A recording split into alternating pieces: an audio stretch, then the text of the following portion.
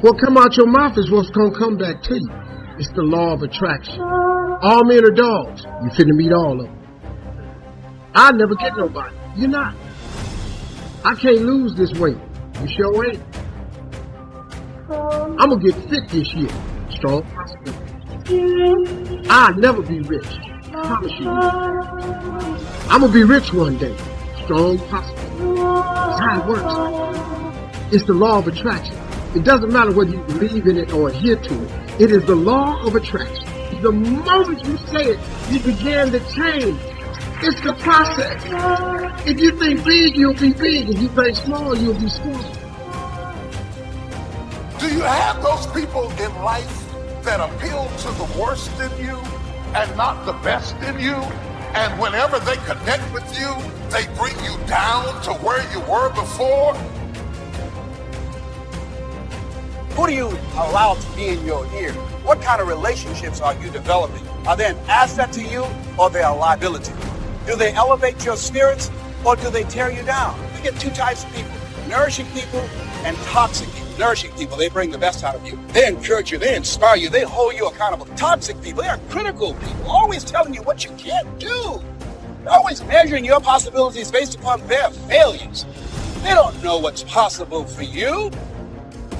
My mother said, never let anybody tell you what you can't do, son, especially if they haven't done it. So as you begin to look at yourself, begin to identify the relationships that you communicate with most and say, hey, is this relationship helpful to me? You need to learn to think, because thinking makes you act effectively in the world. Thinking makes you win the battles you undertake, and those could be battles for good things. If you can think and speak and write, you are absolutely deadly. Nothing can get in your way.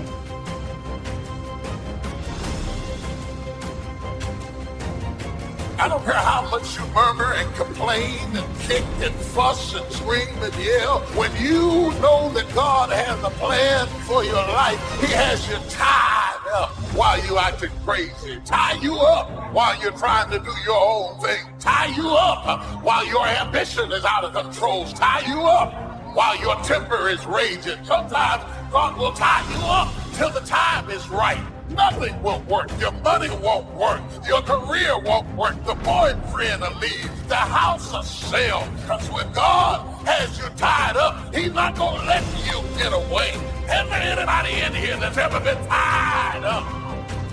When I look at how my friends got loose, I thank Him for tying me up. I wasn't happy about it then, but I'm glad about it now. Feelings will lead us astray. Feelings can get us into trouble. And throughout life, you're going to have plenty of opportunities to lose your temper and say things you regret. You're going to get up some mornings and feel like being depressed, feel like being impatient, feel like getting upset. See, the feelings are always going to be there. But we've got to learn how to follow wisdom and do what we know is right and not just follow our feelings around. I heard somebody say, I can feel my emotions rising, but I made a decision not to get on board. Just because you can feel those emotions doesn't mean you have to get on board. And to be disciplined means to do the right thing when you feel like doing the wrong thing. When you feel like saying something that you know you shouldn't say, no, don't get on board. If things aren't going your way and you kind of feel like being discouraged, no, you've got to learn to discipline the negative feelings and keep a good attitude anyway. If somebody offends you, you feel like holding a grudge, no, discipline that emotion and learn to forgive them anyway. Trying to handle heartbreak, it's so important that we understand there has to be output to our life. Listen to me, if you're broken, don't take a break.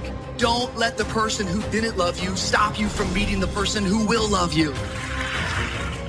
See, what the enemy wants to do is the enemy wants to isolate you. And the enemy wants you to find some valley, and he wants you to camp out in that valley and say, nobody understands me, and nobody knows how bad my heart is broken, and nobody gets me, and because nobody gets me, I'm gonna go and do this thing all on my own. But I have come to remind you that that is a lie from the pit of hell. That is simply a reaction. And if you're ever gonna rebuild, it's gonna require to share with one another and walk through it together. I'm going to make it. It's possible. Your dream is possible. Say that to yourself every day. Feed your mind with words that you write and words that you speak to yourself. feed your faith, and your doubts will starve to death. It's possible. It's possible. Even when you have no evidence to point to, say to yourself, it's possible. There's nothing as powerful as a made-up mind. It's a struggle sometimes to do that, especially when you have people around you telling you that it's not possible. And they're constantly pointing out your failures of the past, constantly reminding you of all of the things that you don't have going for you. Pain of discipline weighs ounces, but the pain of regret weighs tons. And if we live a lazy, undisciplined life, and we just give in to our feelings, and we act on these emotional impulses, we're going to make very poor choices that we regret later on. We would be much better off to just discipline ourselves right now, so that later on, we don't have to carry that heavy load of regret. I mean, how many times have we acted on our emotions and said something that we know we shouldn't say, and later on, it ends up hurting us in that relationship? How many people today act on their emotions and they get involved in a relationship outside of their marriage, and later on, it ends up tearing the whole family apart? Friends, the pain of discipline is minuscule compared to the pain of regret.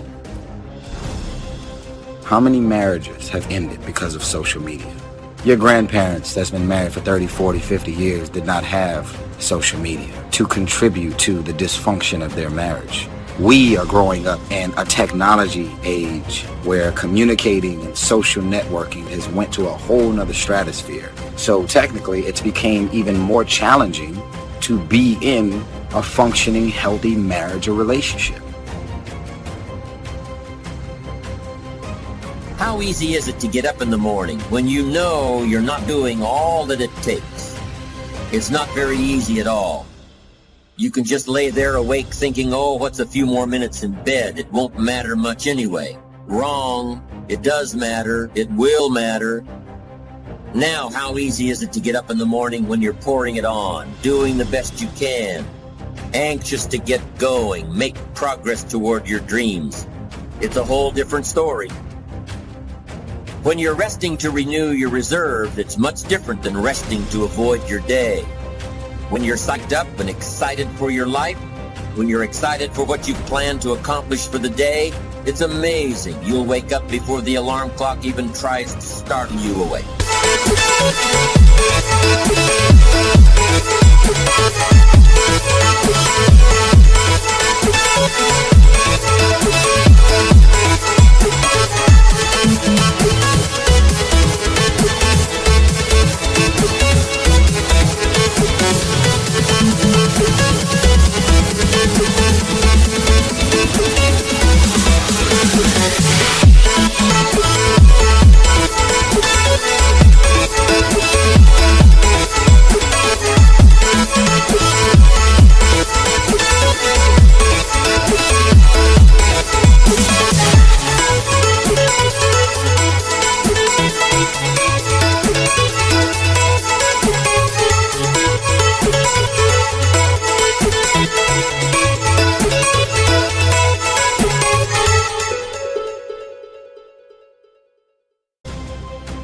Your successes fuel your ambition. Your successes give you extra energy. Your successes pave the way for more successes. It's the snowball effect. With one success, you're excited to meet another, and another, and another. And pretty soon, the disciplines that were so difficult in the beginning, the disciplines that got you going, are now part of your philosophy.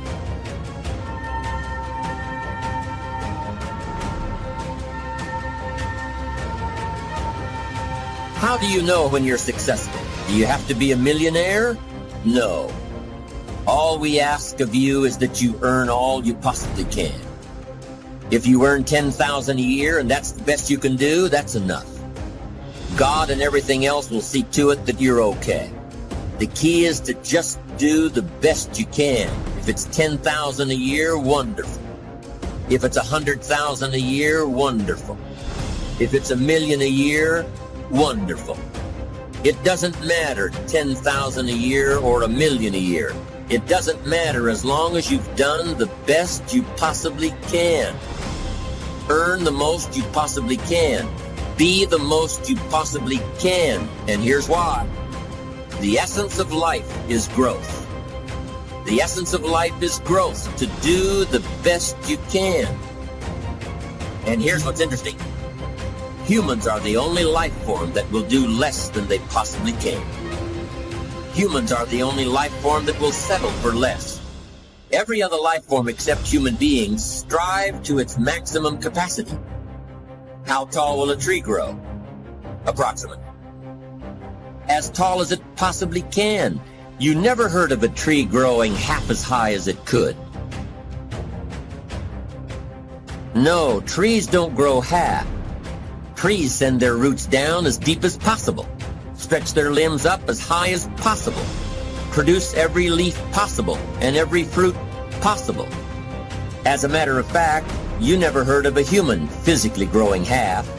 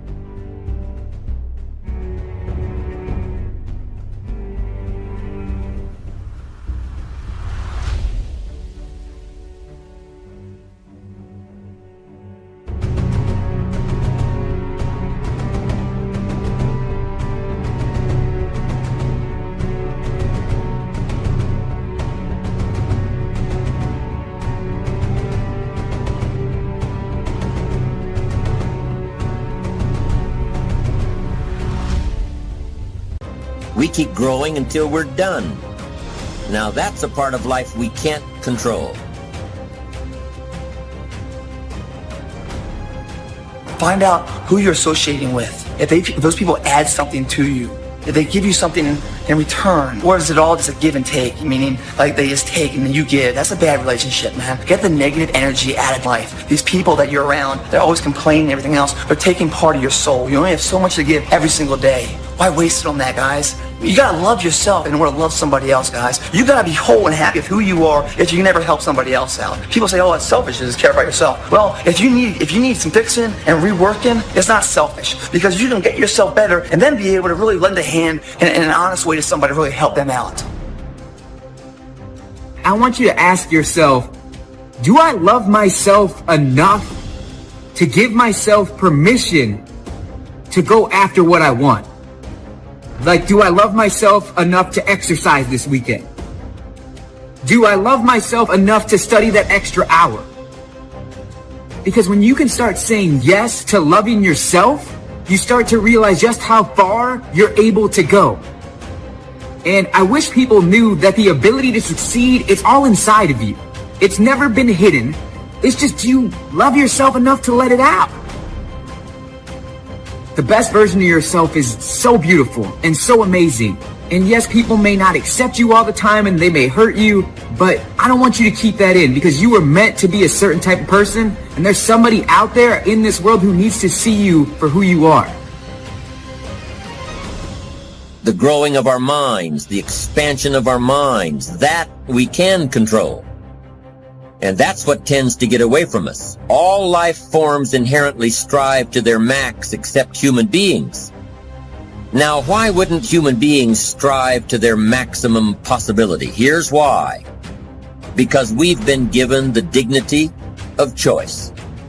It makes us different than alligators and trees and birds. The dignity of choice makes us different than all other life forms. And here's the choice. To become part of what we could be, enough to get by, or to become all that we can be. My best advice for you is to choose the all. Earn all you can, make all the friends you can, read as many books as you can, develop as many skills as you can, see as much as possible, do as much as possible, make as much fortune as possible, give as much of it away as possible. The max. There's no life like it. I'm telling you, once I got on track, I've never looked back. Pick up the challenge. Go for it.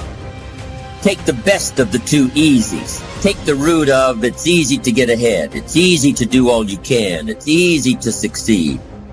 It's easy to have financial freedom. The more you do, the more you get.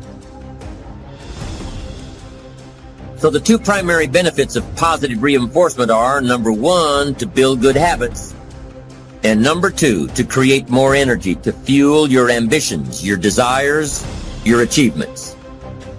How can you isolate what's working for you and what isn't? How can you make sure that you are reinforcing your positive disciplines? Well, if it isn't apparent, easy to see right away, if what you're doing is happening in such small increments that you're not sure if you're on track, then you need to be writing it down. You need to keep a journal anyway. But if you really aren't sure that what you're doing is making measurable progress, you need to keep a written record. You need to write down everything that may be relevant in your day. What you did, who you saw, what you felt, how it may or may not affect you now and in the future. The best way to track your activities of the day is to write them down. The best way to track your activities of the week is to write them down. The best way to analyze your progress through the year is to have written it down. Why? So you can look back on it. Because by keeping a written record of your life, you will be more accountable. By putting into writing the action steps that you have planned, you will easily see what works and what doesn't.